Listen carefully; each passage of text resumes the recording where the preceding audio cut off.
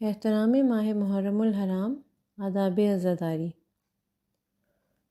مجلس عزا اور جلوس عزا میں وضو کر کے آئیں۔ پاکیزہ لباس اور ممکن حد تک سیاہ لباس پہن کر آئیں۔ گھر میں جو سن تمیز تک پہنچے ہوئے بچے ہوں ان کو ساتھ لائیں۔ اپنے ساتھ کاغذ اور قلم لائیں اور مجلس کے نکات نوٹ کریں۔ مجلس سے واپس آ کر اپنے گھر والوں اور ملنے والوں سے مجلس کے مفید نکات بیان کریں۔ اپنے ساتھ تسبیح اور جیب میں خاک شفا رکھیں۔ یہ مومن کی نشانی بھی ہے اور تحفظ کی ضمانت بھی۔ خواتین و حضرات حجاب اسلامی کی پابندی کریں۔ خاص طور پر خواتین شرعی لباس پہن کر آئیں۔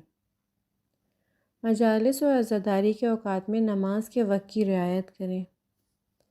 دوران جلوس نماز کے وقت نماز باجماعت ادا کریں۔ عزاداری میں کوئی ہنسی مذاق نہ کریں۔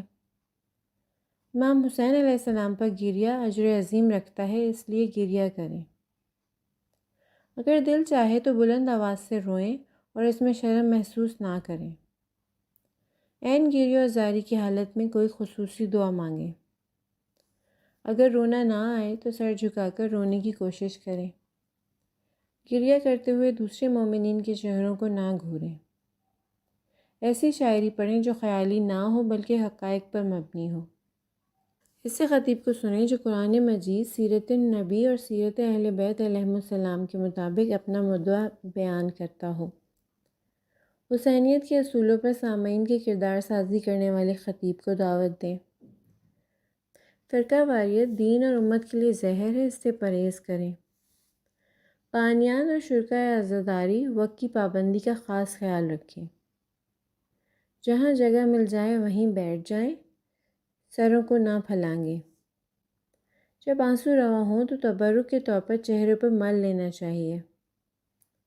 تبرک و نیاز میں جو چیز بھی ملے اس کا احترام کریں۔ روزانہ زیارت وارثہ پڑھیں۔